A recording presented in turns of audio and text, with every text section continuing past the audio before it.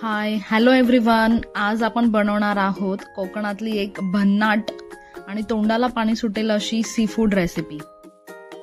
बरोबर, बघून तुम्ही ओळखलंच असेल. आपण बनवतोय झणझणीत तिसऱ्यांचा मसाला. तर आता या सीझन मध्ये म्हणजेच पावसाळी ह्या तिसरा सर्वच मच्छी मार्केटमध्ये अवेलेबल आहेत. तर या स्वच्छ आपण धुवून घ्यायच्या आहेत आणि त्याच्यामध्ये पाणी मिक्स करून ते आपण उकळत ठेवायचे आहे.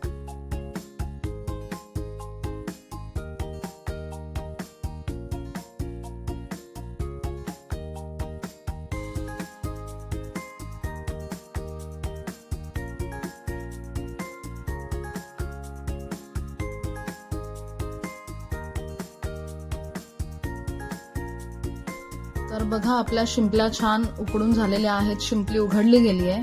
तर आपण छान हे उकळून घेतलेले आहेत आणि आपल्याला आता याच्यासाठी वाटण करायचं आहे रेडी. सो आपण फ्रेश कोकोनट घेतलाय, ओला खोबरा, कांदा घेतलाय, कोथिंबीर, अख्खे धणे आणि लसूण.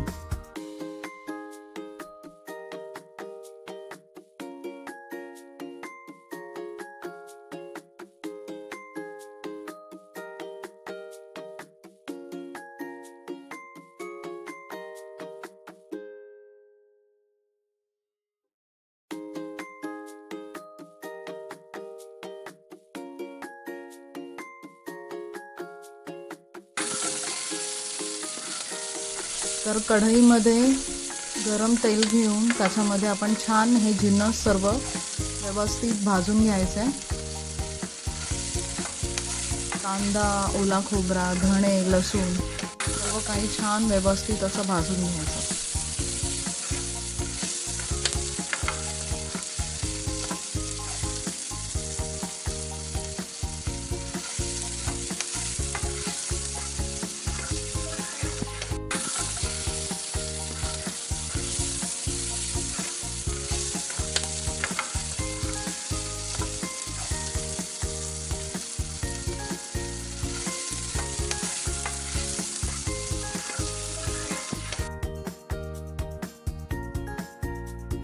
तर बघा, आपलं हे मिश्रण व्यवस्थित भाजलं गेलेलं आहे आणि आता आपण याचं छान वाटण करून घेऊया. बारीक पेस्ट करून घ्यायची.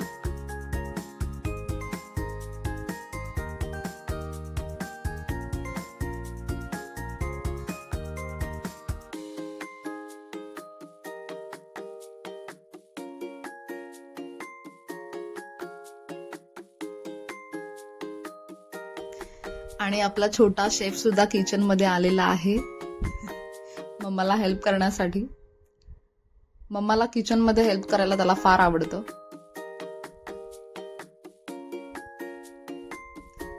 आता हे आपलं जे आपण शिजवून थंड करण्यासाठी ठेवलेलं तिसऱ्या, त्याच्या भरलेल्या आहेत ते आपण घेणार आहोत आणि रिकामे आपण बाजूला करणार आहोत.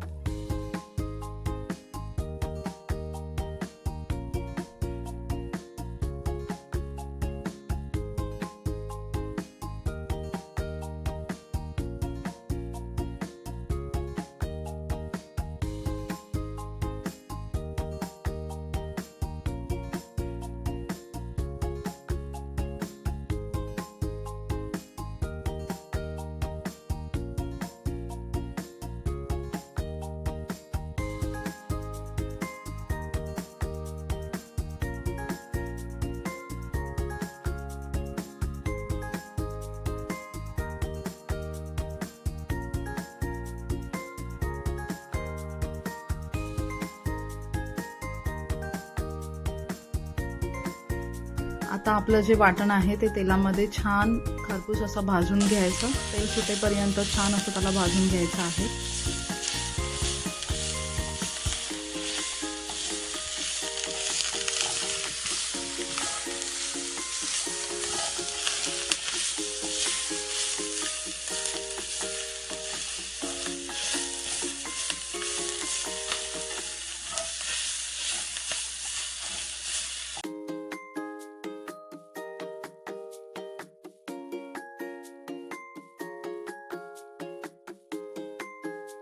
माझ्या चिकूला वाटतं मी मम्माला किती किचन मध्ये मदत करतो, पण असं नसतं.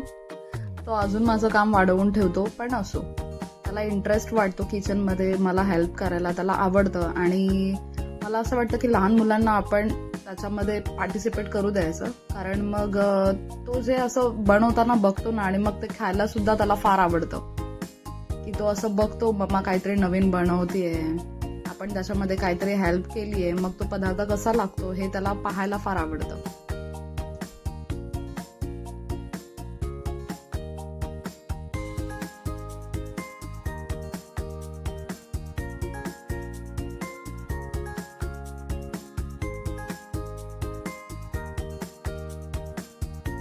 बरं, मिश्रण भाजत आलेलं आहे. त्याच्यामध्ये आपण लाल तिखट घातलंय, गरम मसाला घातलाय, धने मसाला, हळद घातलेला आहे.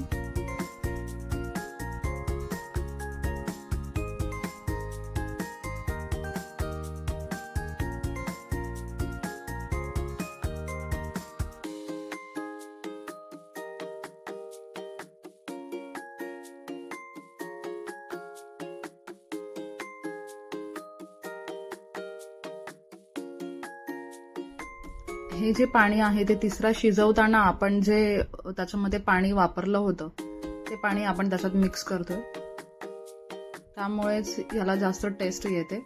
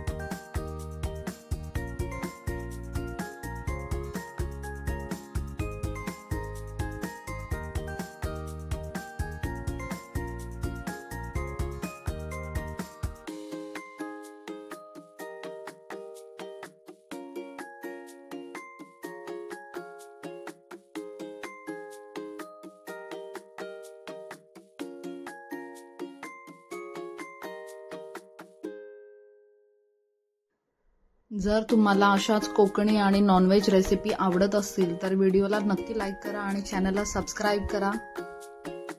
किती सारं काम करून माझा चिकू अक्षरशः दमला.